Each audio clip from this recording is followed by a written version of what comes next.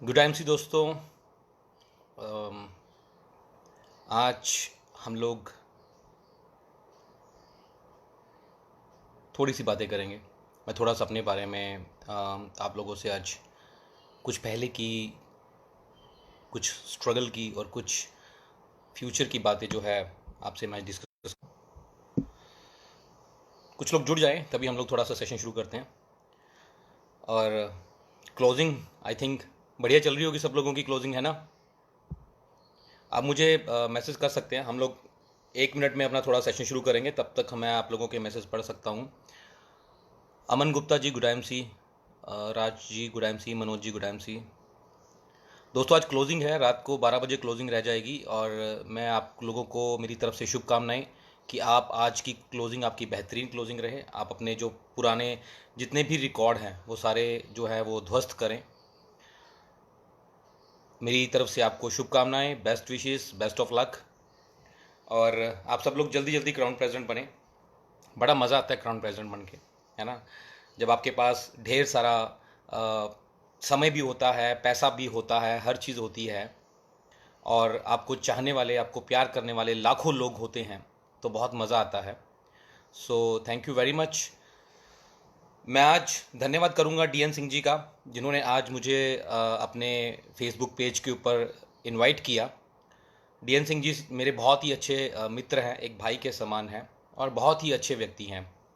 In fact मुझे DN Singh ji से बातें करने में बहुत मज़ा आता है। मैं कई बार इनको बोलता भी हूँ कि डीएन सिंह जी आप बहुत ही प्यारे इंसान हैं, बिल्कुल स्पष्टवादी इंसान हैं, बहुत ही बेहतरीन व्यक्ति हैं, तो मज़ा आता है इनसे। डीएन सिंह जी ने मुझे कहा कि सर, डीएन सिंह जी ने इनफैक्ट मुझे रिक्वेस्ट किया कि सर आप मेरे फेसबुक पेज के ऊपर लाइव आए। तो मैंने डीएन सिंह जी को कहा कि भाई आप रिक्वेस्ट क्यों कर रहे हो, आप आदेश करिए। आपका ये छोटा भाई आपके लिए मतलब जहाँ कहोगे, जैसे कहोगे, आपके लिए हाजिर है। ये तो एक छोटी सी फेसबुक पेज की लाइव की बात है। तो thank you DN Singh ji, आपके प्यार के लिए, आपके आभार के लिए। मैं आपका इस चीज़ के लिए तहे दिल से शुक्रिया अदा करता हूँ। Thank you very much. So दोस्तों आज शुरू करते हैं। मैं थोड़ा सा आपको अपना परिचय दे दूँ। वैसे तो आप सब जानते ही हैं, मेरा नाम कुणाल कामरा और मैं लगभग 7.5 साल से ऊपर हो गए मुझे आईएमसी बिज़नेस को करते हुए। और मैं बेसिकली, जो मेरा जन्म है वो हरियाणा के डिस्ट्रिक्ट सिरसा के एक छोटी सी तहसील है जिसका नाम है मंडी डबवाली। मेरा जन्म वहाँ का हुआ है और मैं लगभग 12 13 14 साल हो गए हैं मुझे अभी लुधियाना में रहते हुए, तो अभी मैं लुधियाना का ही हूँ।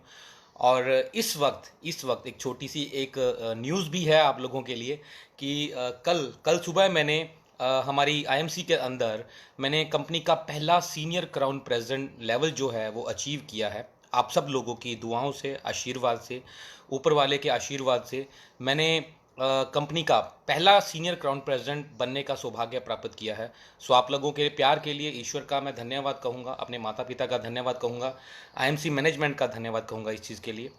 तो दोस्तों शुरू करते हैं थोड़े से पास से। मैं आईएमसी बिजनेस में आने से पहले मैं एक मल्टीनेशनल कंपनी के अंदर मैं नौकरी करता था, मैं जॉब करता था। मैंने लगभग 2005-6 के अंदर मैंने अपनी जो नौकरी थी वो शुरू करी थी। मैं एक इंश्योरेंस कंपनी के अंदर as a adviser, insurance adviser जिसको एजेंट भी बोलते हैं, मैंने वहाँ से अपना करियर शुरू किया था। बड़ा मज़ा आ रहा था, लगातार प्रमोशन ले रहा था मैं। पहले सेल्स मैनेजर, उसके बाद अकाउंट्स मैनेजर, फिर उसके बाद ब्रांच मैनेजर, एरिया मैनेजर, मैं लगातार प्रमोशंस लेता जा रहा था अपनी। लेकिन मज़ा आ रहा था, लेकिन लेकिन कहीं ना कहीं अंदर एक एक सेटिस्फेक्शन जो लेवल होता है ना, वो नहीं था। मैं देखता था अपने अपने साथ वाले जो मेरे कलीग्स थे, मैं उनको देखता था कि वो लोग जैसी लाइफ चाहते हैं, मतलब जैसी लाइफ चाहते हैं वैसी लाइफ उनको नहीं मिल पा रही। मतलब जैसे बच्चों, अपने बच्चों को जिन स्कूल में पढ़ाना चाहते हैं वैसे नहीं पढ़ा पा रहे हैं। मतलब लाइफ कहीं ना कहीं वो उतनी खुशहाल नहीं थी जितनी की होनी चाहिए थी। हम लोग प्राइवेट नौकरी करते थे। मैं आपको ना आज कुछ एक चीज़ें बताता हूँ। मुझे कई बार लोगों ने सवाल किया है कि सर आप एक इतनी अच्छी नौकरी करते थे। 2012 में मैं एक मल्टीनेशनल कंपनी के अंदर मतलब बहुत अच्छे लेवल पे था। मैं बहुत ही मतलब मैं एरिया मैनेजर था बेसिकली, और मेरी अच्छी खासी सैलरी थी। उसके बावजूद भी मैंने वो नौकरी छोड़ी और डायरेक्ट सेलिंग इंडस्ट्री को मैंने ज्वाइन किया। तो मुझे कई बार लोग बोलते हैं कि सर आप वो आपने आपके अंदर वो कहाँ से वो जज्बात आए, कहाँ से वो जज्बा आया कि आपने वो नौकरी छोड़ी और वो क्यों छोड़ी। तो मैं आज आपको बताता हूँ कि मुझे वहाँ पे क्या क्या दिक्कतें होती थी और किस वजह से मैंने वो नौकरी छोड़ी। तो दोस्तों सबसे पहली जो चीज़ थी वो मुझे नौकरी के अंदर जो मुझे दिक्कत देती थी वो थी इनसिक्योरिटी। प्राइवेट नौकरी है, ठीक है, प्राइवेट नौकरी है, मतलब कभी भी आपको आपके ऊपर हमेशा एक तलवार लटकती रहती है। मतलब आप हमेशा, मतलब कभी आप सिक्योरिटी फील नहीं करते आप। 2009-2010 की बात है, जैसा अभी रिसेशन आया, एक बार 2009-2010 के अंदर आया था रिसेशन, ठीक है। उस समय बहुत सारे लोगों की नौकरियां गई। मेरी नहीं गई क्योंकि मैं बहुत बढ़िया परफॉर्मर था, लेकिन मेरी भी जा सकती थी। उस समय मुझे रियलाइज़ हुआ कि यार ये प्राइवेट नौकरी की कोई सिक्योरिटी नहीं है। आप कभी भी, आपके ऊपर जो है तलवार लटकती रहती। आपका टारगेट पूरा नहीं हुआ तो आप गए, आपकी बॉस के साथ नहीं बनी तो आप गए, ठीक है। तो ये सिक्योरिटी मतलब मुझे नहीं मिली वहाँ पे। मुझे मुझे मतलब एक हमेशा एक तलवार गर्दन पे लटकती नजर आई। दूसरा, हाँ, इनकम अच्छी थी। मेरे पास एक गाड़ी थी, फोर्ड फिगो, उस समय पे मेरे पास थी। लेकिन लेकिन वो उसमें भी कहीं ना कहीं मतलब प्रेशर रहता था। मतलब एक खुल के मैं अपनी ज़िंदगी को जी नहीं पाता था। मेरे पास समय की हमेशा कमी रहती थी। इवन के कई बार तो हम लोगों को संडे को भी बुला लेते थे। हमारा मतलब, हम लोग सेल्स में थे, टारगेट पूरा करने का इतना प्रेशर रहता था। जो सुबह से लेकर शाम तक हमारे ऊपर बिजनेस का प्रेशर रहता था, और उसके ऊपर हम लोगों के ऊपर मतलब हम लोगों को कभी संडे को, कभी अर्ली मॉर्निंग, कभी रात को, कभी भी बुला लिया जाता था। तो मतलब 24 घंटे की नौकरी थी, कोई मजे वाली लाइफ नहीं थी। इवन एक दिन आया जब जनवरी 28 जनवरी 2012 को मेरी शादी हुई। मैंने अपने बॉस को बोला कि सर मुझे छुट्टी चाहिए 5 दिन की। बोले क्यों? मैंने कहा मेरी शादी है। कहते कि 1 दिन की छुट्टी मिलेगी, शादी करनी है कर ले, वरना मत कर, या तो शादी कर ले या रिजाइन दे दे। तो मुझे बड़ा फील हुआ। मैंने कहा यार ऐसी नौकरी का क्या करना है, मतलब यार बंदे की ज़िंदगी में शादी एक ही बार होती है ना, तो मतलब ये उसमें भी आपको अगर समय ना मिला तो फिर क्या फ़ायदा, क्या फ़ायदा। मैंने पंडित जी को 500 रुपये एक्स्ट्रा दे के मैंने अपनी जो शादी थी वो मैंने जो थी वो फ्राइडे को करवा ली। उसमें सैटरडे संडे बीच में मैंने ऐड करवा लिया ताकि मुझे एक्स्ट्रा छुट्टी मिल जाए। चलो भाई शादी होगी। शादी के बाद फिर मैंने उनसे अपनी बॉस से मैंने 5 दिन की छुट्टी मांगी कि सर मुझे जो है आप 5 दिन की छुट्टी चाहिए क्योंकि मुझे हनीमून पे जाना है। तो उन्होंने मुझे छुट्टी नहीं दी। मेरा बड़ा मन दुखा। मैंने कहा यार एक ही बार आदमी ने हनीमून पे जाना होता है ना, उस पर भी आपको छुट्टी नहीं मिली। तो मुझे उस समय मैंने रियलाइज़ किया, मैंने कहा नहीं यार, ये ऐसे नहीं चलेगी। आगे जाके बच्चे भी होंगे, फैमिली आगे बढ़ेगी, तो लाइफ में आपके ये जो स्पेशल मोमेंट्स होते हैं आप उनको इंजॉय ना कर पाओ तो फ़ायदा क्या। और इतने सालों से मैं नौकरी कर रहा था, कोई सिक्योरिटी नाम की चीज़ नहीं है। आप एक दिन अपने अपने लिए नहीं निकाल सकते तो ऐसी ज़िंदगी का फ़ायदा क्या। हम्म। और और उसके ना आपके पास समय है अपनी फैमिली को देने के लिए नौकरी के अंदर, ना आपके पास उतनी फ्रीडम है कि आप खुल के कुछ भी खर्च कर सकते हो। तो फिर ऐसी ज़िंदगी का क्या करना। हमेशा घुट घुट के लाइफ चलती थी। तो मैंने मैंने फाइनली डिसाइड किया कि मुझे अब और ज़्यादा गुलामी नहीं करनी। नौकरी का मतलब नौकर, नौकर का मतलब गुलामी। और मैंने डिसाइड किया कि मुझे अब और ज़्यादा जो है नौकरी नहीं करनी। और मैंने उसके बाद ढूंढना शुरू किया कि मुझे करना क्या है। डायरेक्ट सेलिंग के बारे में मैं पहले से ही जानता था, क्योंकि जब मैं बजाज अलियांस के अंदर मैं जॉब करता था तो मेरे कुछ डायरेक्ट सेलिंग कंपनियों के साथ मेरे टाई अप थे। तो मैं तभी से जानता था कि ये डायरेक्ट सेलिंग जो इंडस्ट्री है ये बड़ी पावरफुल इंडस्ट्री है। ये इकलौती ऐसी इंडस्ट्री है जिसमें आप बिना इन्वेस्टमेंट के आप ढेर सारा छोड़ो, जितना भी पैसा आपके अंदर दम चाहिए आप कमा सकते हो। लेकिन इसके अंदर ज़रूरी चीज़ पता है क्या है? वो है एक अच्छी कंपनी का, अच्छे प्लेटफॉर्म का चुनाव करना। तो दोस्तों, मैंने डायरेक्ट सेलिंग इंडस्ट्री को एज ए करियर चूज़ किया। मैंने उसके बाद मुझे ये देखना था कि मुझे कौन सी कंपनी को चुनना है। श्री अशोक भाटिया जी को मैं पहले से जानता था। मेरा उनके साथ आईएमसी के साथ पहले से टाई अप था। वो मेरा बहुत फॉलोअप लेते थे। वो हमेशा, मतलब मैं जब भी उनको मिलता तो मुझे कहते थे कि कुणाल जी आप इस काम के लिए नहीं बने हो, आप कुछ बड़ा करने के लिए बने हो। तो मुझे शुरू शुरू में इतना अच्छा नहीं लगता था, क्योंकि मैंने बहुत सारी फ्रॉड कंपनियों को भी देखा हुआ है। तो एक दिन मेरी उनसे मुलाकात हुई। मैंने आईएमसी को दोबारा से स्टडी किया और मैंने मार्केट की दूसरी कंपनियों को भी स्टडी किया, क्योंकि जब मुझे नेटवर्क मार्केटिंग के अंदर, डायरेक्ट सेलिंग के अंदर आप बार बार कंपनियां नहीं बदल सकते, बार बार कंपनियां नहीं बदल सकते। और मैंने देखा है अक्सर, मैं आप लोगों को ये एक पॉइंट आप नोट कर लीजिए, अगर आप लोगों को इस इंडस्ट्री के अंदर काम करना है तो काम करने से पहले आप मार्केट की दूसरी कंपनियों को स्टडी कर लें। ज़्यादातर व्यक्ति क्या करते हैं, वो बाद में स्टडी करना शुरू करते हैं। काम कर लेंगे, उसके बाद उनसे काम नहीं होता, उसके बाद दूसरी कंपनियों के अंदर भागने शुरू कर देंगे। ठीक है, ध्यान रखो, मैं दोबारा बोल रहा हूं, शुरू करने से पहले स्टडी करो, बाद में नहीं। बाद में वो लोग जाते हैं जो निकम्मे लोग होते हैं, जिनसे काम नहीं होता। अगर कोई एक कंपनी के अंदर परफॉर्मर हैं, अगर लोग पैसा कमा रहे हैं, तो आप भी पैसा कमा रहे हो, राइट। तो मैंने ज्वाइन करने से पहले मैंने मार्केट का स्टडी किया, और स्टडी करने के बाद मैंने फाइनली डिसाइड किया कि मुझे आईएमसी करनी है। और वो दिन था 6 दिसंबर 2012 का। मैंने आईएमसी का फॉर्म फिल किया और मैंने शुरू किया। और पहले महीने का जो मेरा पे आउट था वो टीडीएस काट के 73 रुपये का आया। 82 रुपये के करीब पे आउट बना था, 82 रुपीज़, और टीडीएस काट के मेरे 73 रुपये के आसपास मुझे आए। उस टाइम 10% टीडीएस कटता था। और वो 73 रुपये जब मुझे आए ना, यकीन मानिए दोस्तों, मुझे बहुत खुशी हुई, मुझे बहुत खुशी हुई। क्यों? मुझे बिजनेस प्लान बहुत ज़्यादा समझ नहीं आया, शायद आप लोगों को भी नहीं आता होगा, लेकिन मुझे इतना समझ आ गया था कि मैंने इतना सा प्रोडक्ट सेल किया, इतना प्रोडक्ट सेल किया, और मुझे उसका इतना सा पैसा आ गया। यदि मैं इतना सेल करूंगा तो इतना आ जाएगा, इतना करूंगा तो इतना आ जाएगा, और इतना सारा करूंगा तो उतना आ जाएगा। बात खत्म। मुझे बस और कुछ नहीं समझ आया। मुझे इतना सी बात समझ आई कि भैया टीम बनानी है और प्रोडक्ट बेचना है। जितनी आपकी टर्नओवर ज़्यादा बढ़ेगी उतना आपको पैसा आने वाला है। बात खत्म। इसके अलावा और कुछ समझने की जरूरत ही नहीं है। मुझे बहुत लोगों ने कई तरह के ज्ञान देने की कोशिश करी, लेकिन नहीं, मुझे खुद का ज्ञान मुझे अच्छा लगा। मुझे लगा कि मैं ये प्रोडक्ट बेच सकता हूं। बात खत्म। मैंने देखा है कई बार कई लोग गलत लोगों से सलाह लेना शुरू कर देते हैं। हाँ जी, मैंने जब आईएमसी को शुरू किया, आप जानते हैं, मेरे साथ सिर्फ एक व्यक्ति मेरे साथ खड़ा था उस सिचुएशन में, मेरी बीवी खड़ी थी। उसके अलावा मुझे सब लोग छोड़ के चले गए थे।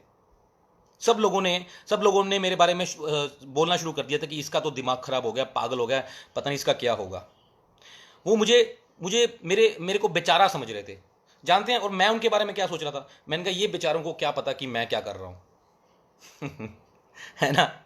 मुझे मेरे काम के बारे में मुझे पता है ना, मुझे पता ना कि ये मैं काम कर सकता हूं। आपको पता होना चाहिए कि आप ये काम कर सकते हो कि नहीं कर सकते। दुनिया क्या आपके बारे में बताएगी यार। मुझे पता है कि मैं ये प्रोडक्ट्स को सेल कर सकता हूं, मुझे पता है कि ये मैं टीम बना सकता हूं। बात खत्म है। सलाह हर किसी की साथ मत करिए। मेरे लोगों को जो मेरे जानने वाले थे, या मेरे कई रिश्तेदार थे, कई दोस्त थे, उनको क्या पता था कि मैं क्या कर सकता हूं, उनको क्या पता था कि ये चीज़ क्या है।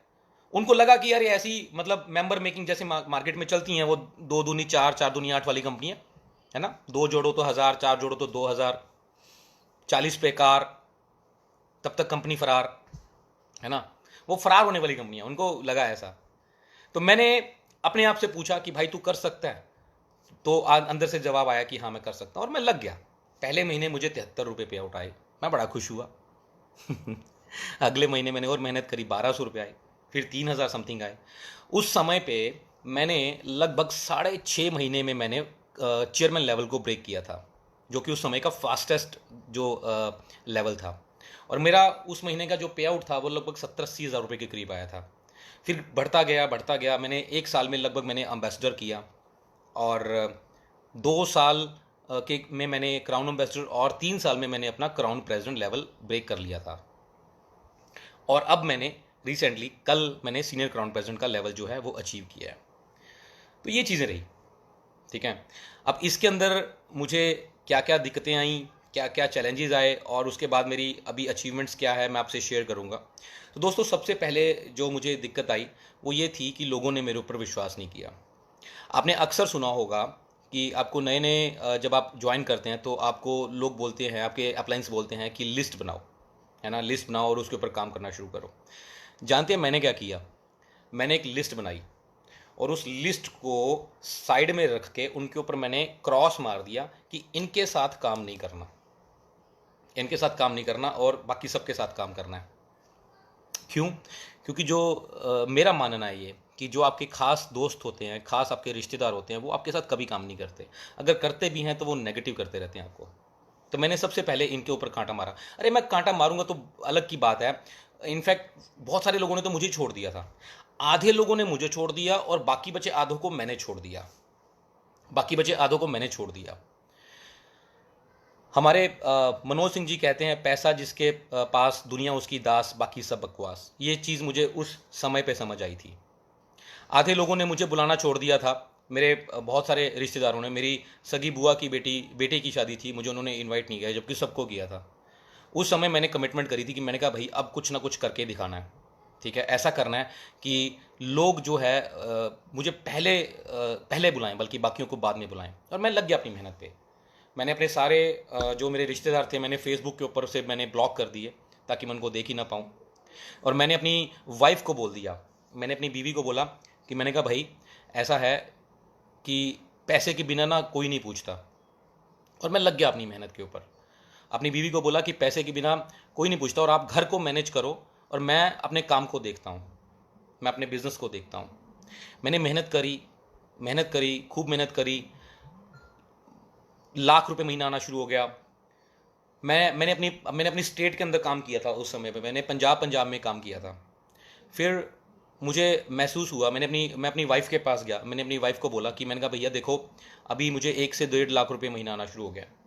तो क्या उस समय मैंने एक अचीवमेंट भी करी, मैंने एक डस्टर कार भी परचेज़ कर ली थी। मैंने अपनी वाइफ को कार में बिठाया, मैं उसको राइड पे लेके गया और अपनी वाइफ को बोला कि मैंने कहा भाग्यवान कैसा लग रहा है? कहती कि बहुत अच्छा लग रहा है। मैंने कहा अभी देखो, अब लगभग 1.5 लाख रुपए के आसपास आना शुरू हो गया है, तो क्या आप चाहते हो कि और कमाई आए और बड़ी गाड़ी लें हम लोग, ठीक है? तो कहती मैं बिल्कुल चाहती हूँ। तो वो मुझे बोली कि मुझे क्या करना होगा? मैंने कहा आपको क्या करना है, आपको मेरा जो है 1 हफ्ते का जो बैग है वो पैक कर देना है। अब मैं घर से निकलूँगा और 1 हफ्ते के बाद घर पे वापस आया करूँगा, ठीक है? और इस 1 हफ्ते के दौरान जब मैं बाहर होऊंगा, तो घर के जितने भी काम हैं, जितनी भी समस्याएं होंगी, जितने भी हमारे घर के जो भी घर से रिलेटेड काम होंगे, वो आपको मैनेज करने हैं। वो बोली ठीक है, मैं करूँगी। और मैं हैट्स ऑफ टू हर, उन्होंने मुझे कभी भी मुझे एक छोटी छोटी बातें, या इनफैक्ट आप लोगों ने कई बार नोटिस किया होगा ना कि हम लोग जब बाहर होते हैं तो पीछे से फ़ोन आते रहते हैं। मेरी वाइफ को मैंने इतना तक उनको ये समझती थी कि अगर मतलब मैं मीटिंग पे हूँ तो उसका उनका फ़ोन नहीं आना, मैं ही कॉल करता था। मैं बोल देता कि भाई मेरी अब 3 घंटे या 4 घंटे मीटिंग है, मुझे फ़ोन मत करना, मैं अपनी टीम के साथ बैठा रहूँगा। तो वो फ़ोन नहीं आना, मैं ही करना। एक बार की तो घटना ऐसी हुई कि मेरे बेटे को फ्रैक्चर हो गया था, उसकी टांग में फ्रैक्चर हो गया। और एक तरफ मेरी मीटिंग थी और एक तरफ मेरा बेटा था। मेरी वाइफ ने मुझे बोला कि आप जाओ, आप चले जाओ, आपकी मीटिंग ज़रूरी है, मुझे पता है कि अगर आप नहीं जाओगे तो वो टीम जो है वो नेगेटिव हो जाएगी, वो काम नहीं करेगी, मैं अपने आप मैनेज कर लूँगी। वो मेरे नेबर के साथ वो गई, मेरी मेड गई, उन्होंने अपनी गाड़ी में डाल के लेके गए, वो डॉक्टर के पास गए, प्लास्टर चढ़ा और वो वापस आए। वो भी हुआ, ये भी हुआ। दोस्तों ऐसी सिचुएशन में ये नहीं है कि हम लोग अपना काम ही छोड़ के बैठ जाएं। तो मेरी वाइफ ने मेरा बहुत साथ दिया उस समय पे। मैं फील्ड में रहता था और वो मेरे घर को मैनेज करती थी। आज भी मेरी वाइफ मेंटली प्रिपेयर है। आज भी मेरी वाइफ, हम लोग इतने आपस में हम लोगों की अंडरस्टैंडिंग हो गई है, हम लोग इतने मैच्योर हो गए हैं कि आज भी अगर एक तरफ मेरा काम होता है और एक तरफ मेरा बच्चा बीमार है, तो मेरी वाइफ अपने आप मैनेज कर लेती है और मैं इधर से मैं अपना काम करता हूँ। तो ये चीज़ें हुई, मैंने मेहनत करी, मेरी वाइफ ने मेरा सपोर्ट किया। और मैं अगले साल मैं क्राउन एम्बेसडर बन गया। मेरा पे आउट जो था वो लगभग 5 लाख रुपए महीने के करीब आ गया। और 5 से 6 लाख रुपए महीने के करीब आ गया। और उसके बाद मैंने एक गाड़ी ली, फॉर्चूनर ली। बड़ी मज़ेदार गाड़ी होती है भाई। जब मैं फॉर्चूनर में बैठ के जब आप जाते हो ना, तो एक अलग ही किंग साइज़ फीलिंग आती है। मतलब कि ऊपर एकदम से हाइट पे रहती है ना वो, तो बड़ा मज़ा आता है उसके अंदर। तो मैंने फॉर्चूनर गाड़ी ली और मैं फिर से अपनी वाइफ को जो था मैंने अपनी गाड़ी में बिठाया। हम लोग लॉन्ग ड्राइव पे गए। मैंने अपनी वाइफ को बोला कि कैसा लग रहा है? कहती कि बहुत अच्छा लग रहा है। तो मैंने कहा कि क्या आप चाहते हो कि हमारे पास अब और लग्जरी गाड़ी आए, मर्सिडीज़ आए? कहती हाँ मैं बिल्कुल चाहती हूँ। तो कहती मुझे बताओ कि क्या करना है। मैंने कहा कुछ नहीं, अब जो है मेरा बैग पैक कर दो और अब मैं 25 दिन के बाद ही घर पे आऊँगा। और वो समय था, मैंने मेहनत करी पूरा, मतलब पूरा का पूरा महीना जो मैं घर से बाहर रहता था, घर से निकलना, 25-26 दिन बाहर रहना, 27 दिन, उसके बाद आना, 2 दिन क्लोजिंग करवाना, फिर से निकल जाना। मैंने ये काम रेगुलर किया। आज ये लॉकडाउन की वजह से मैं घर पे भी नहीं बैठा हूँ। आज भी हम लोग वर्किंग कर रहे हैं। आज भी मैं आसपास में जहाँ तक हो सकता है मैं जा पाता हूँ, मैं जा रहा हूँ। लेकिन दोस्तों मैंने अपनी लाइफ के 6-7 साल मैंने कंटिन्यू मतलब मेहनत करी है, कंटिन्यू मेहनत करी है, और उसका रिजल्ट हुआ। अगले साल मर्सिडीज़ भी आई, हर हर घर के अंदर जो सुविधा होती है वो आई। मैंने, मेरा जो फॉर्म 16 था, पहले साल का 11 लाख रुपए था, अगले साल मैंने 34 लाख रुपए कमाए, 3 गुना मेरी इनकम बढ़ गई। तीसरे साल मेरा फॉर्म 16 1 करोड़ 14 लाख का, उसके बाद 1 करोड़ 63 लाख, अभी रिसेंटली उसके बाद 1 करोड़ 56 लाख, अभी अभी पिछले साल का जो फॉर्म 16 वो 1 करोड़ 85 लाख रुपए का। ठीक है, अभी तक मैं लगभग 9 करोड़ से ऊपर ऊपर मैं अभी मैं इनकम ले चुका हूँ आईएमसी से। प्रॉपर्टी, अभी कमर्शियल प्रॉपर्टीज़ मैंने बना चुका हूँ। मेरी अभी बहुत बड़ा मेरा जो है, मेरी कोठी बन रही है लुधियाना के अंदर ही। मेरी टीम के काफ़ी सारे लीडर्स ने उसको देखा भी है। आप भी आओ, आपको भी दिखाता हूँ मैं, बहुत ही बेहतरीन। उसके अंदर मैं एक स्पेशल जो है अपनी जो मेरे टॉप लीडर्स हैं उनके लिए मैं एक अलग से जो है मीटिंग, अपना होम थिएटर कम मीटिंग हॉल बना रहा हूँ। आप उसके अंदर घुसोगे, आपको एकदम से ऐसे लगेगा जैसे कि एक लग्जरी होम जो है थिएटर के अंदर आ गए हो, मल्टीप्लेक्स के अंदर आ गए हो। तो वो मैं अलग से बना रहा हूँ। तो ये सब चीज़ें जो है मतलब मुझे आईएमसी से मिली। 10-12 टूर घूम चुका हूँ मैं फ़ॉरेन के, विदेश यात्रा, और उसके अलावा अच्छा खासा पैसा, नाम, शोहरत, हर चीज़ मुझे मिली आईएमसी के अंदर। लेकिन इसके लिए दोस्तों मैंने 3-4 चीज़ों का जो मैं आप लोगों को बताना चाहूँगा, ख़ास ख्याल रखना। सबसे पहली चीज़ तो डिसीज़न। मैंने दोस्तों जब नौकरी छोड़ी, मेरे पास एक ऑप्शन ये भी था कि मैं पार्ट टाइम कर लेता, साथ साथ में वो नौकरी करता, लेकिन पार्ट टाइम होता नहीं है। अगर आपको बड़ा करना है ना, तो फिर डिसीजन भी बड़ा ही लेना पड़ेगा। अगर आपको बड़ा करना है तो फिर रिस्क भी बड़ा ही लेना पड़ेगा। मैंने ईश्वर पे भरोसा किया और मैं लग गया। ठीक है, तो सबसे पहली चीज़ डिसीजन। दूसरी चीज़, समय रहते डिसीजन। नेटवर्क मार्केटिंग के अंदर कहते हैं कि स्लो का मतलब पॉइजन। अगर आप ये सोचेंगे कि मैं आराम से कर लूँगा, मैं 6 महीने रुक के कर लूँगा, मैं कल कर लूँगा, तो ये दोस्तों कल जो होता है ना, ये कभी नहीं आता। काम शुरू करने का सबसे बेस्ट समय पता क्या होता है? अभी, इसी वक्त, बस बात खत्म। मैंने बहुत लोगों को देखा है। आप देखना सर, मैं बस अगले महीने से मैं फ्री हो जाऊंगा, मैं ये करूंगा। अब देखना सर, बस ये मेरी 2 महीने की प्रॉब्लम है, उसके बाद मैं फ्री हो जाऊंगा, मेरी ये शादी हो जाएगी, मेरे बच्चों की, इसकी वो पढ़ाई, ये वो। भाई ऐसे आदमी काम नहीं कर पाते, नहीं कर पाते। आपको डिसीजन लेना पड़ेगा, स्ट्रांग डिसीजन लेना पड़ेगा। ठीक है, और समय रहते डिसीजन लेना पड़ेगा।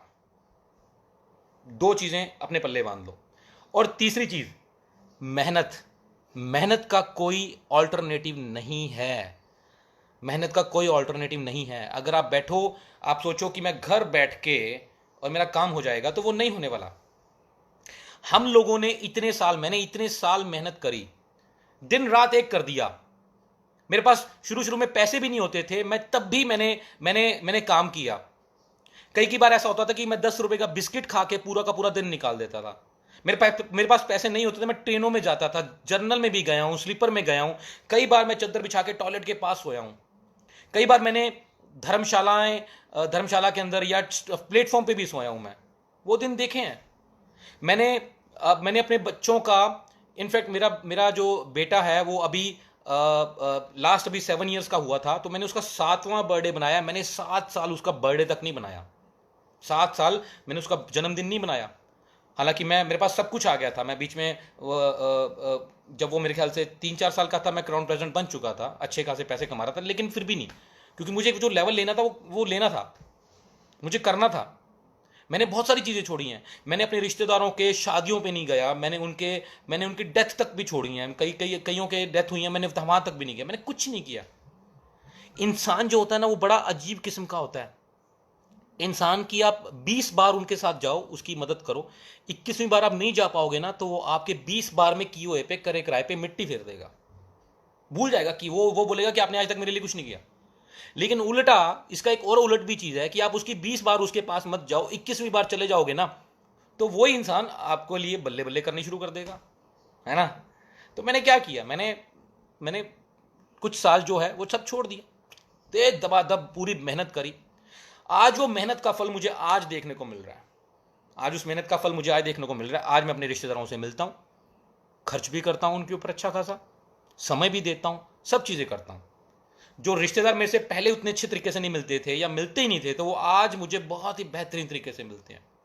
लेकिन मैंने एक बार अपने दिल पे पत्थर रख के अपना सारा जो फोकस था ना, वो काम पे कर दिया।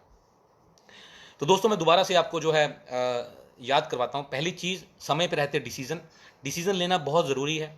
और मैं हैरान होता हूं उन लोगों के ऊपर जिन लोगों को लगता है कि मैंने डिसीजन ले लिया लेकिन लिया नहीं है। वो काम करने का दिखावा करते हैं लेकिन काम कर नहीं रहते। आप अपने आप से पूछो, अपने आप से पूछो कि क्या वास्तव में आप अपना 100% दे रहे हो? क्या आप अपना 100% दे रहे हो? क्या आपकी लाइफ की प्रायोरिटी जो है वो आईएमसी है? वो नहीं है दोस्त। आप लोगों में से ज्यादातर लोग अपने शादी ब्याह पार्टियों में भी जा रहे हैं, अपना अपना जो है पर्सनल शौक, अपने कोई कोई जिम में 2-2 घंटे रोज बिता रहा है। नहीं, नहीं, ये छोड़ना पड़ेगा। आपका एक एक मिनट, एक एक सेकंड आपको बिजनेस में देना पड़ेगा। मुझे याद है आज भी अशोक सर की वो बात, मुझे अशोक सर ने एक बात बोली थी। कहते कुणाल जी, आप आईएमसी बिजनेस में आए हो ना, तो या तो 5 साल मर लो, या तो 5 साल अच्छे से मर लो, या फिर सारी जिंदगी मरते रहो। मैंने कहा सर मैं यहाँ पे बिजनेस करने आया हूँ और आप मेरे मरने मराने की बातें करी जा रहे हो। कहते मेरी बात को समझो बेटा, 5 साल मरने का मतलब एक बार अच्छे से जान लड़ा के काम कर दो, अपना सब कुछ छोड़ दो, अपना सब कुछ छोड़ दो, पर्सनल लाइफ, सोशल लाइफ, ये वो सब छोड़ के काम में दे दो, और उसके बाद आपकी सारी जिंदगी इंजॉय करो। या फिर अगर आप ये सब चीजें नहीं छोड़ सकते तो फिर आप सारी जिंदगी मरते रहो, क्योंकि ये जो जिंदगी हम लोग जी रहे हैं ये मरने जैसी जिंदगी तो है ना। अपनी मर्जी का खा सकते हैं, ना अपनी मर्जी का पी सकते हैं, ना अपनी मर्जी का पहन सकते हैं, ना अपनी मर्जी के स्कूल में बच्चों को पढ़ा सकते हैं। हमारी मर्जी की जिंदगी नहीं है, तो फिर इसका मतलब तो हम लोग मरने जैसी जिंदगी है ना। तो मुझे उनकी वो बात उनको समझ आई मुझे, तो मैंने अपनी जिंदगी के 5 साल दे दबादब लगा दिए। मैंने पूरे की पूरा सब कुछ छोड़ दिया, सब कुछ छोड़ दिया। अपनी पर्सनल लाइफ छोड़ दी, अपने यार दोस्त रिश्तेदार मित्र सब छोड़ दिए। कोई पार्टीज में नहीं जाना, कोई जिम नहीं जाना, कोई मूवीज देखने नहीं जाना, कोई कहीं पे भी नहीं जाना। बच्चों के बर्थडे तक नहीं मना रहा था मैं। आप और बताओ, मना लूंगा ना, अब सारी जिंदगी मनाऊंगा। अब तो मेरे बच्चों के रोज ही बर्थडे है ना, जब दिल करता है पार्टीज कर लेते हैं ना हम लोग। क्यों? अब सब कुछ है। डिसीजन लेना, समय पे डिसीजन लेना, और तीसरा आईएमसी के अंदर प्रायोरिटी के साथ मेहनत करना। सब चीजें साइड में, आईएमसी पहले होनी चाहिए, सब चीजें साइड में। अगर आपकी एक तरफ आपकी मीटिंग है और दूसरी तरफ किसी शादी में जाना है, तो दोस्तों शादी को छोड़ना पड़ेगा। बहुत आएंगी शादियां जिंदगी में। जेब में पैसा होगा ना तो सब लोग बुलाएंगे आपको, लेकिन अगर जेब में पैसा नहीं होगा ना तो कोई नहीं बुलाएगा आपको। आप जानते हैं, मुझे मुझे आधे लोगों ने ना, मेरे आधे रिश्तेदारों ने मुझे बुलाना छोड़ दिया था शादी पे, और आधों को मैंने छोड़ दिया। मैं जाके करूंगा क्या उनकी शादी पे? आपको पता है, जब आप किसी की शादी पे जाते हैं तो सामने वाले को आपके आने की इतनी क्यूरियोसिटी नहीं होती जितना डेस्परेट वो होता है कि आपके जाने के बाद आपके दिया हुआ लिफाफा खोलने को लेके। आप जो लिफाफा देके जाते हो ना, वो खोलने को लेके वो बहुत डेस्परेट होता है। वो उसको होता है कि देखें क्या देके गया है। पूरे घर के अंदर महफिल लगती है, पूरे घर के परिवार बैठता है। एक आदमी बही खाता लेता है, डायरी लेता है, पेन लेता है। एक आदमी एनवलप खोलता है, अच्छा 500 रुपये दे के गया। 4 आदमी आके 2000 का खाना खा के गए और दे के 500 रुपये गए हैं। इस तरह से भी बातें होती हैं। तो क्या फायदा है ऐसी शादियों में जाने का? मैंने जाना छोड़ दिया था। ऐसे बंदे को तो मैं 500 रुपये भेज देता था, और मेरी मेरी प्रेज भी होती थी कि यार चलो ये बंदा अच्छा है। आया भी नहीं और 500 रुपये दे भी गया। अब जाता हूं मैं, वो नहीं गया तो अब जाता हूं मैं। अब बढ़िया से जाके शगुन भी देता हूं, इंजॉय करता हूं, हर चीज करता हूं। लेकिन उसके लिए मैंने छोड़ा, मैंने अपनी पर्सनल लाइफ को बिल्कुल दरकिनार कर दिया। वो किया दोस्तों। आज लाखों लोगों की टीम है, लाखों लोगों की टीम है। आज हर चीज़ है मेरे पास, और उसका सबसे बड़ा जो सिक्योरिटी, सबसे बड़ी सिक्योरिटी जो हमने डायरेक्ट सेलिंग के अंदर सीखा था कि इसके अंदर आदमी को सिक्योरिटी मिलती है, वो जानते हैं वो सिक्योरिटी मुझे मिली, मुझे समझने को, मुझे देखने को मिली इस लॉकडाउन के दौरान। कोविड-19 हमारे लिए, हमारी इंडस्ट्री के लिए, मैं तो मतलब हमारी इंडस्ट्री के लिए बेसिकली एक अपॉर्चुनिटी बन के आया। मैं फरवरी में जब हमारा लॉकडाउन लगा तो सारे लोगों को एकदम से चिंता होगी कि यार पता नहीं क्या होगा, क्या होगा, मतलब कैसे रहेगी जिंदगी। लेकिन जब हमारा बिजनेस नहीं रुका, फरवरी का पे आउट बहुत ही शानदार आया, और उसके बाद मार्च को तो और ज्यादा बढ़ गई टर्नओवर, और ज्यादा बढ़ के आया पे आउट। अप्रैल के तो हमने रिकॉर्ड ही तोड़ दिए। अप्रैल के अंदर तो हमने सारे रिकॉर्ड ही तोड़ के रख दिए। ट्रस्ट मी, हम लोग फील्ड में नहीं थे, लेकिन उसके बावजूद हमारे पे आउट्स डबल हो गए, हमारी टर्नओवर डबल होगी। ये होती है सिक्योरिटी, ये होती है direct selling. This is the real power of direct selling. अब जाके मुझे इन 3 महीनों में समझ आया कि क्या होती है सिक्योरिटी। लोगों की नौकरियां चली गई हैं, सैलरीज कट गई हैं उनकी, बहुत सारे लोगों ने सुसाइड तक कर ली हैं, और हमारी इंडस्ट्री बढ़ रही है। मैं ये नहीं कहता कि ये होना चाहिए था, ये नहीं होना चाहिए था। चलो, अब ईश्वर ने किया, ईश्वर ने कुछ सोच के ये सिचुएशन होगी, भेजी होगी, कुछ हम लोगों से कुछ गलतियां हुई होंगी, लेकिन हमारी इंडस्ट्री के लिए ये बहुत ही बड़ी चीज़ बन के आई। अब मैं इसके अंदर आप लोगों को जो है वो 1-2 मैसेज भी देना चाहूँगा। सबसे ज़रूरी मैसेज है दोस्तों, मैं हमने अपनी टीम से भी बात करी थी। पिछले कुछ दिन पहले की बात है, हमारे लुधियाना में ही एक व्यक्ति था, मेरे ख्याल से उसकी उम्र कम से कम 25, 26, 27 साल की होगी। आईसीआईसी बैंक के अंदर वो नौकरी करता था। एक सुबह वो जब जॉब के लिए अपने बैंक में जाता है तो उसको पता लगा कि भैया मैं तो नौकरी के अंदर हूँ ही नहीं, उसको निकाल दिया गया। जब उसको निकाल दिया गया तो वो बहुत ही परेशान हुआ, और उस व्यक्ति ने जाके अपनी एक वीडियो शूट करी। उसने बताया कि आज मुझे नौकरी से निकाल दिया गया और मैं बहुत परेशान हूँ। मैं परेशान हूँ कि मुझे नहीं समझ आ रहा कि मैं अपने घर का खर्चा कैसे चलाऊँगा, मेरे बूढ़े माँ बाप हैं। तो उसने कहा कि आज मैं जो है आत्महत्या कर रहा हूँ, सुसाइड कर रहा हूँ। और उसने अपने दोस्तों से अपील भी किया कि मेरे जाने के बाद मेरे माँ बाप को संभाल लेना। हालांकि मैं इस चीज़ को कायराना हरकत बोलूँगा, कि भाई तुम अपने दोस्तों से अपील कर रहे हो कि मेरे माँ बाप को संभाल लेना, तुम उसके इकलौते बेटे हो अपने माँ बाप के, हिम्मत हार रहे हो तुम। मैं इसको कायराना हरकत बोलूँगा। लेकिन काश अगर हमारे में से कोई व्यक्ति उसके पास पहले पहुंच जाता, 10 मिनट पहले भी उसको मिल लेता, तो शायद मेरे ख्याल से उसकी जान बच जाती, तो दोस्तों, हम लोग जो है ना, एक आम इंसान नहीं है। डायरेक्ट सेलिंग के अंदर कोई आम आदमी काम कर ही नहीं सकता। यहाँ पर योद्धा हैं, हम लोग सोल्जर्स हैं हम लोग दिन में, रात में, धूप में, छाँव में, बारिश में, हर मौसम में हम लोग काम करते हैं। अगर हमारे में से कोई आदमी ऐसे व्यक्ति को मिल जाए तो शायद उसकी जान बच जाती। तो अगर हमारे में से अभी भी, आप में से कोई व्यक्ति अभी भी घर पे बैठा हुआ है, तो वो घर पर नहीं बैठे, वो बाहर निकले, अपनी प्रिकॉशंस लेते हुए, मास्क लगाते हुए बाहर निकले। लोगों के रोजगार चले गए हैं, जाके उनको रोजगार दो मेरे भाइयों। लोग बीमार हो रहे हैं, जिनकी इम्यूनिटी वीक है वो बीमार हो रहे हैं, जाके उनको दो हमारे प्रोडक्ट्स। बताओ उनको तुलसी के बारे में, श्री हल्दी के बारे में, इम्यून 20 के बारे में, उनको प्रोडक्ट दो। आप लोग घर पे नहीं बैठ सकते। हम लोगों को ईश्वर ने चुना है लोगों की जिंदगियां बदलने के लिए।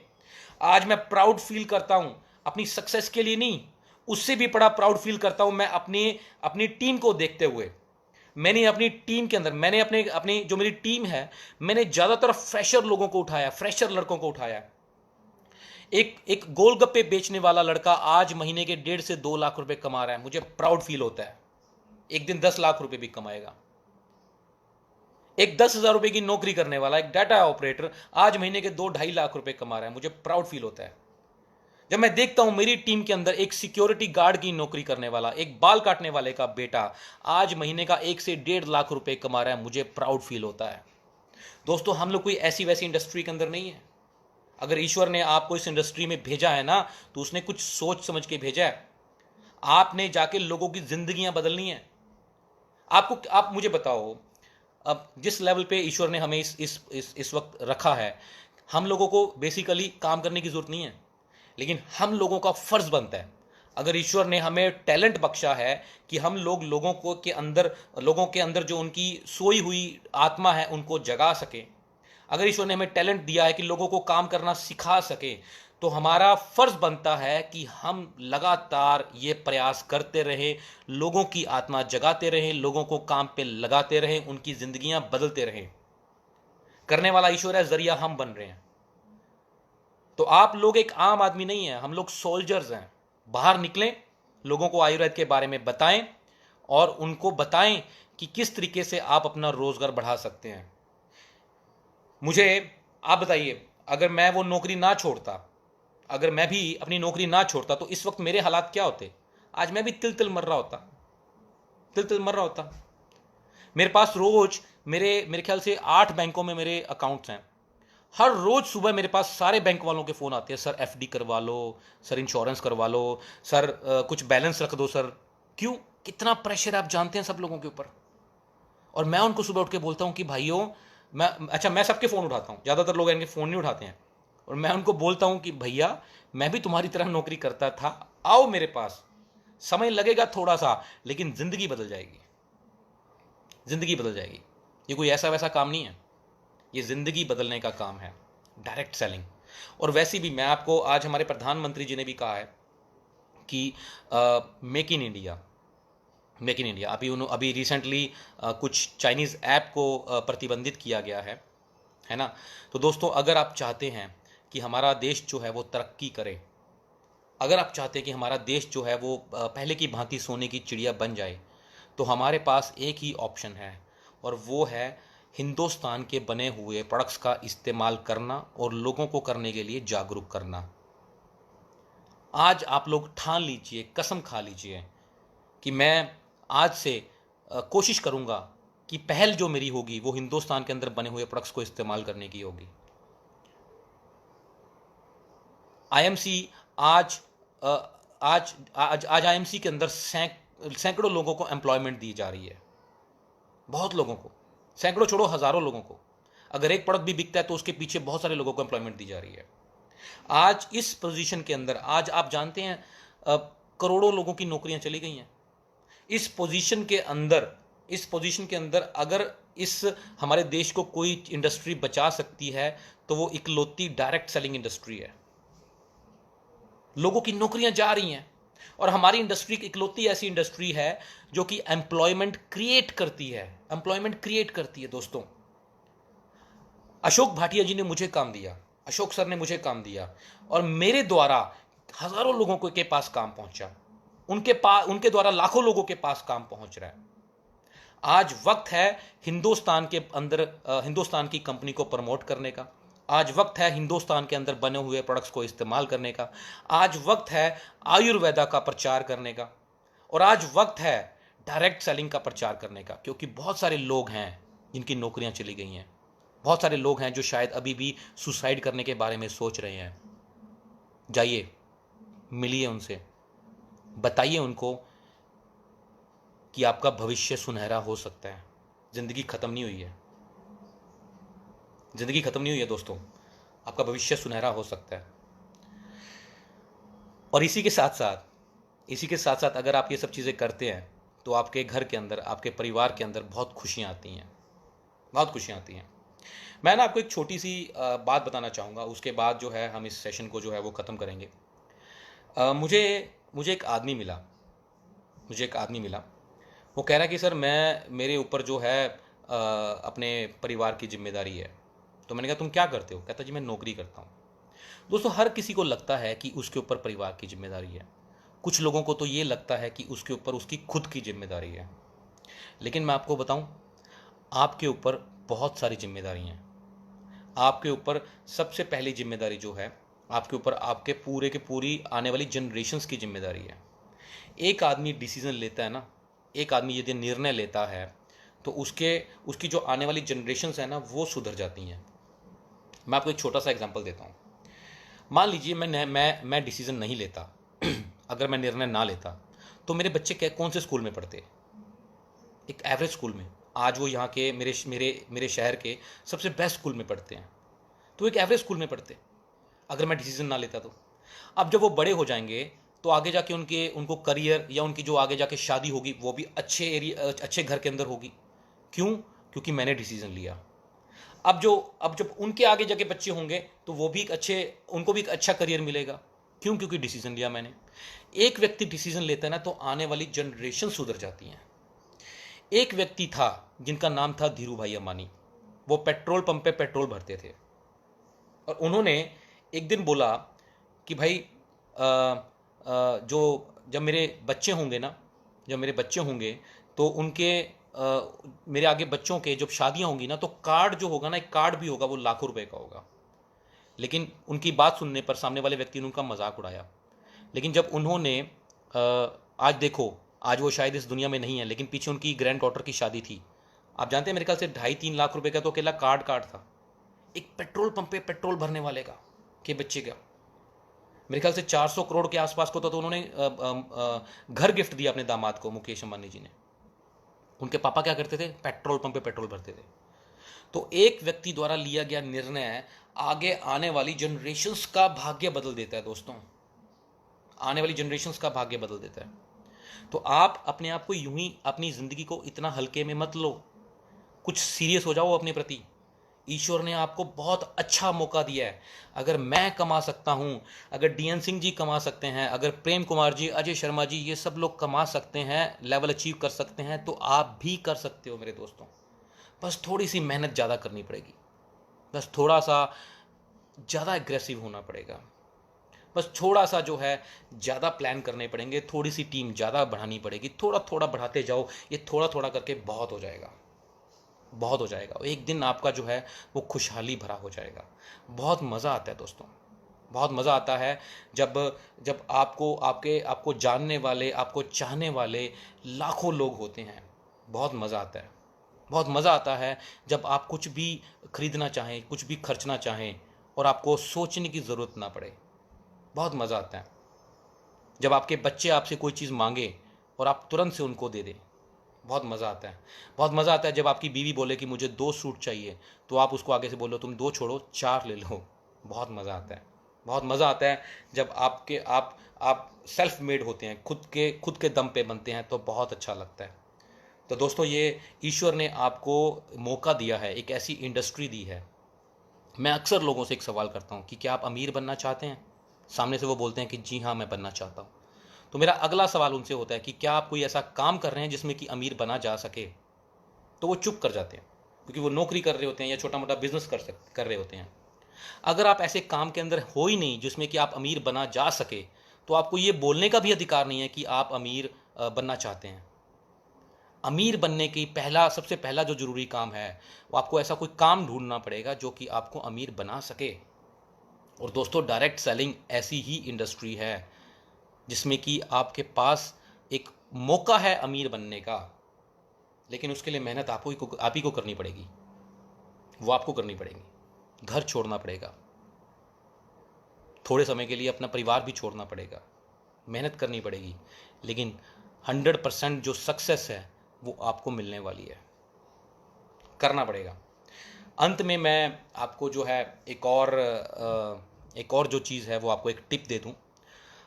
दोस्तों, आपने जितने भी बड़े लीडर्स हैं, हमारे टॉप 10 टॉप 20 लीडर्स हैं, अगर आप उनके नाम देखें तो आप पढ़ेंगे कि वो जितने भी लीडर्स, जो बड़े लीडर बने हैं, वो अपने दम पे ज़्यादा मेहनत करके बने हैं। मेरा कहने का तात्पर्य ये है कि कोई भी काम जो है वो खुद से करने की कोशिश करें। जितने लोग अपनी अपलाइन पे डिपेंडेंट रहते हैं ना, वो आगे नहीं बढ़ पाते। आप नोटिस करो, अगर आप मेरे से पूछें तो मेरी जो आईडी है वो कंपनी के साथ डायरेक्ट है। हमारी कंपनी के जो कोहिनूर हैं, मिस्टर प्रेम कुमार जी, वो भी कंपनी के साथ डायरेक्ट हैं। आप जितने भी लोगों को देखोगे ना जो बड़े लेवल पे हैं, वो सब लोग जो हैं वो अपने दम पे निकल रहे होते हैं। वो अपनी अपलाइन को साथ साथ लेके नहीं घूम सकते। इनिशियल लेवल पे आप अपनी अपलाइन को लीजिए, उनसे सीखिए कि सर मुझे प्लान करना सिखाएं, उसके बाद खुद से करना सीखें। मैंने आज भी देखा है, आज भी मैं कई लीडर्स को जो आज अच्छे लेवल पे पहुंच चुके हैं, उसके बावजूद भी छोटी छोटी चीज़ों के लिए जो है वो अपनी अपलाइन से पूछते हैं, उनको बोलते हैं कि भैया मुझे करके दो, मुझे बना, मतलब जैसे कि अपलाइन तो उनके लिए एक गुलाम की तरह होती है ना। मतलब ऐसा नहीं हो सकता भाई, ऐसा नहीं है। आपकी अपलाइन जो है वो मुश्किलों से निकल चुकी है, आप उनसे वो चीज़ें वो कर चुकी हैं जो चीज़ें आपने देखनी है। ठीक है। मैं ना आपको एक बात बताना चाहूँगा, उससे आपको ना आज बहुत बड़ी सीख मिलेगी। भाग्य के बारे में बात करता हूँ। बहुत सारे लोग ऐसे होते हैं जो कहते हैं कि जी भाग्य जो होता है ना वो फिक्स होता है ना, किस्मत। किस्मत, बहुत सारे लोग किस्मत पे विश्वास करते हैं, और ये खास तौर पे ये वो लोग होते हैं जो कि आगे मेहनत नहीं कर पाते, जो आगे नहीं बढ़ पाते।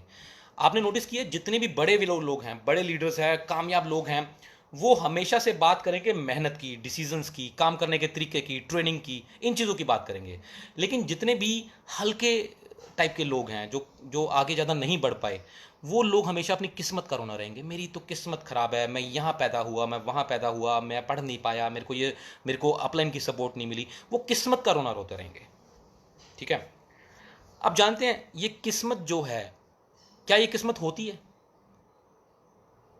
आप में से काफ़ी सारे लोग जो होंगे वो बोलेंगे कि नहीं भैया किस्मत होती है। ठीक है। मैं आपसे एक सवाल करता हूँ, जब आप सड़क क्रॉस करते हो, आप हाईवे पे हो, आप हाईवे क्रॉस कर रहे हो, पैदल जा रहे हो, क्या आप दाएं बाएं देखते हो? जरूर देखते हैं। ठीक है। क्यों देखते हैं? क्योंकि कोई दाएं बाएं से कोई गाड़ी आके हमें ठोक ना जाए।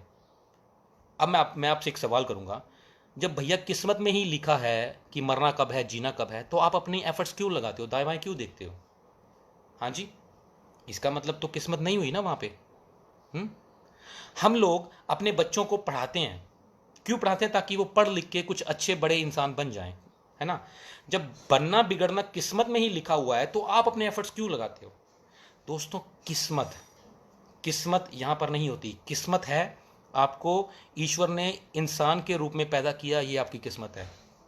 उसके पास बटन था कि जब मैं आपको पैदा करूं, तो उसके पास बटन था कि वो घोड़े गधे का बटन भी दबा सकता था, लेकिन उसने इंसान का बटन दबाया। ये किस्मत है।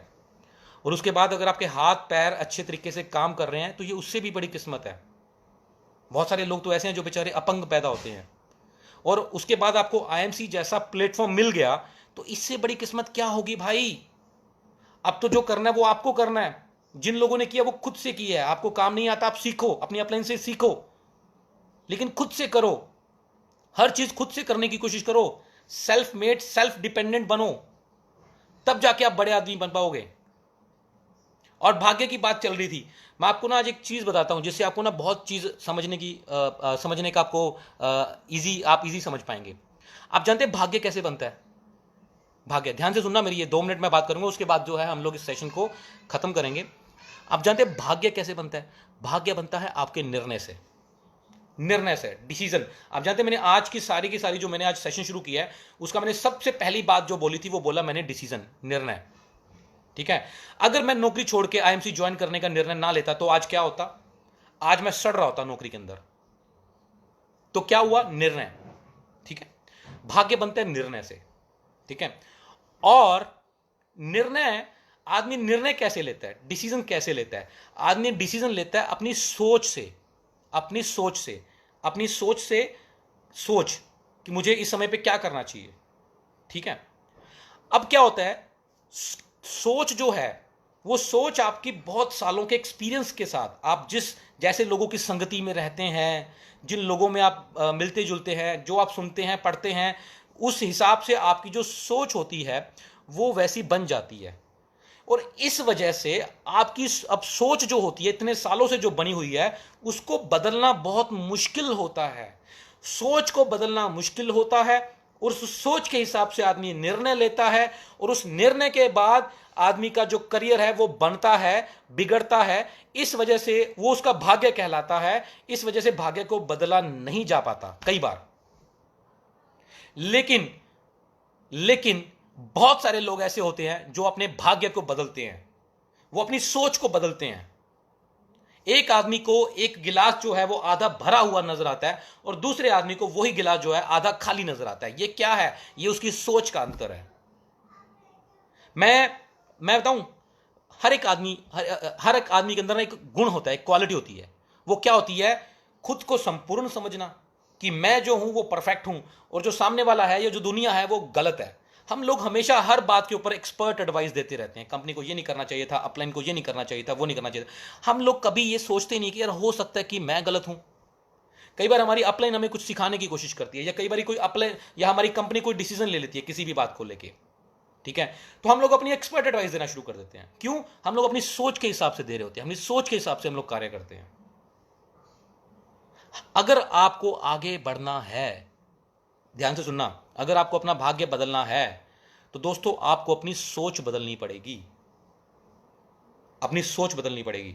और वो सोच बदलने के लिए आपको अपने अंदर एक ऐसा भाव लेके आना पड़ेगा, खुद से बार बार सवाल करना पड़ेगा कि भाई हो सकता है कि मैं गलत सोच रहा हूं, मेरी अपलाइन मुझे ये काम करने के लिए बोल रही है तो वो सही बोल रही होगी, हो सकता है कि जो चीज वो देख रही है वो मुझे नहीं दिख रही। आदमी सब चीजें देख लेता है, एक चीज उसको नहीं दिखती, और वो क्या होती है? वो खुद की गलती। अपनी गलती आदमी को कभी नजर नहीं आती।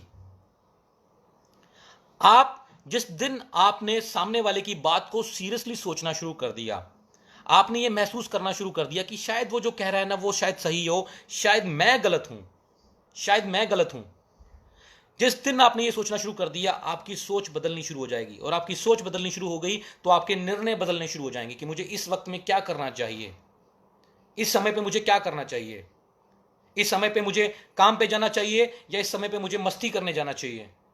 और जब आपके निर्णय बदलने शुरू हो जाएंगे तब आपका भाग्य बदलना शुरू हो जाएगा, भाग्य आपका चमकना शुरू हो जाएगा। सोच बदलनी पड़ेगी। सोच, खुद की गलतियां ढूंढनी पड़ेंगी, खुद के अंदर जो कमियां हैं वो ढूंढनी पड़ेंगी, उनको सुधारना पड़ेगा। दुनिया को सुधारने के लिए लगे हुए हैं हम लोग, लेकिन खुद को नहीं सुधारते। जिस दिन खुद को सुधारना शुरू कर दोगे ना दोस्तों, जिंदगी बदल जाएगी। एंड ट्रस्ट मी, मैं भी पहले ऐसा नहीं था। ट्रस्ट मी, मैंने अपने आप को बदला, मैंने अपने आप को बहुत बदला है। मेरी नेचर पहले बड़ी अलग तरह की थी। मैं गुस्से वाला बहुत ज़्यादा था, गुस्सा तो मुझे अभी भी आता है, लेकिन मैं थोड़े अब बहुत सारी चीज़ों पे मैं गुस्सा नहीं करता, मैं इग्नोर कर देता हूँ, मैं शांत हो जाता हूँ। और अगर आता है तो थोड़ी देर बाद मैं कंट्रोल अपना नॉर्मल हो जाता हूँ। मेरी भावना जो थी, वो सोच जो थी बदला लेने वाली थी, ईगो वाली थी। मैंने बदला, अपने आप को बदला। मैंने ईश्वर के सहारे छोड़ना शुरू किया कि जो बंदा गलत करता है उसको उसको उसका फल भुगतना पड़ेगा। हम लोग क्यों उसका न्याय करें, हम लोग क्यों उसके साथ बदला लेने की तरफ जाएं। मैंने माफ़ करना शुरू किया लोगों को। मेरे बारे में बहुत लोगों ने बोला, बहुत लोगों ने मेरे साथ गलत किया, चीटिंग करी, मैंने उनको माफ़ किया, मैंने छोड़ा, करो यार छोड़ो।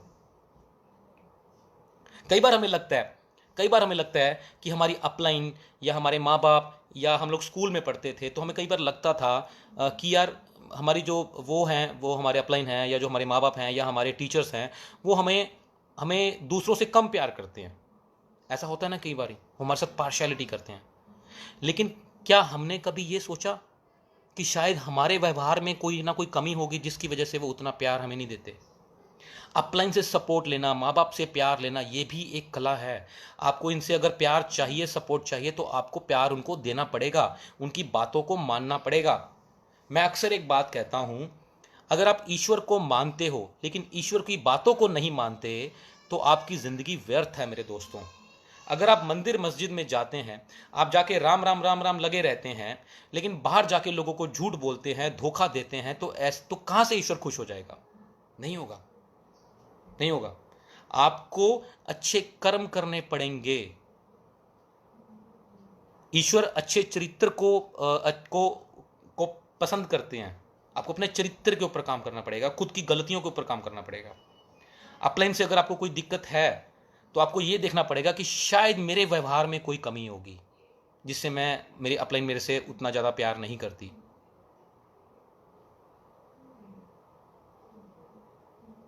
तो ये कुछ बातें थी दोस्तों जो मैंने आपसे करी।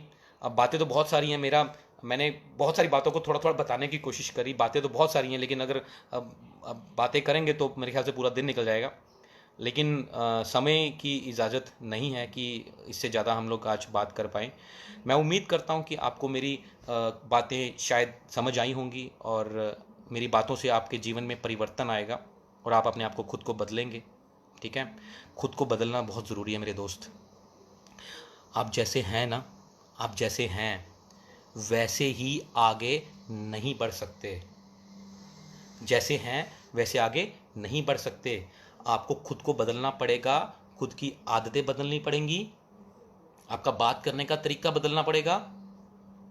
ठीक है, आपकी अगर संगति अच्छी नहीं है, आप गलत लोगों के बीच में हो जो कि आपका ध्यान भटकाते हैं, संगति छोड़नी पड़ेगी।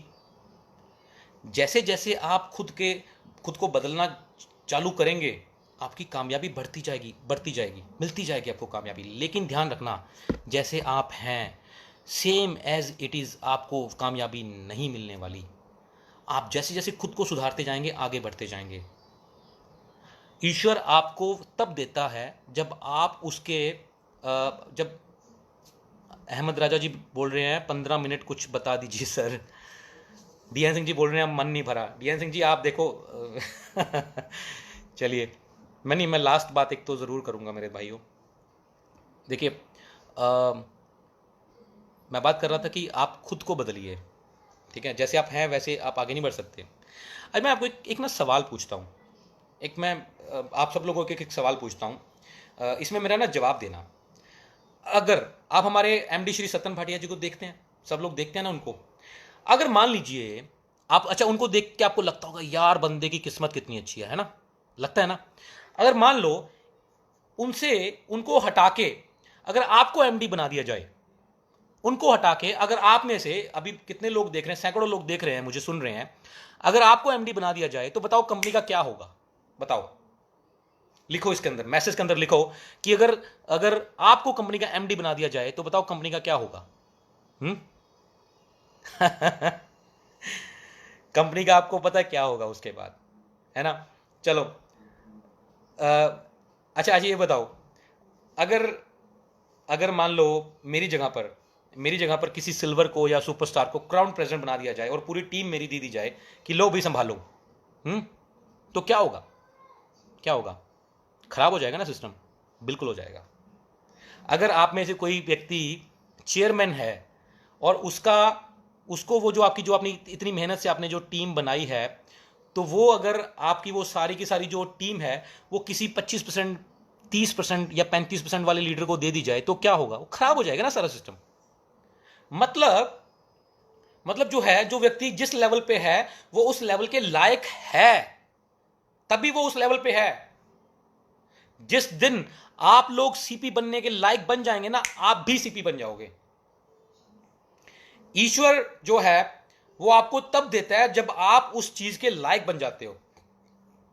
आप आज जिस पोजीशन पे बैठे हो ना, आप उसी पोजीशन के लायक हो। चाहे आप में से कोई एम्बेसडर है तो आप एम्बेसडर के लायक हो, चेयरमैन है तो चेयरमैन के लायक हो।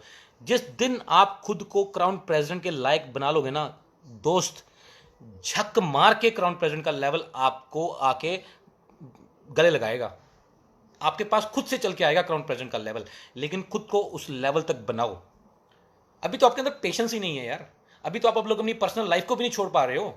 अभी तो बहुत सारी चीजें जो खुद के अंदर सुधारनी है। अभी तो आपको शाम को आपके कीड़े दौड़ने शुरू हो जाते हैं, शाम को अपने दोस्तों के साथ बैठ के वो खाना पीना चाहिए होता है। ना ना ना ना ना ना, छोड़ना पड़ेगा वो सब चीजें छोड़नी पड़ेंगी।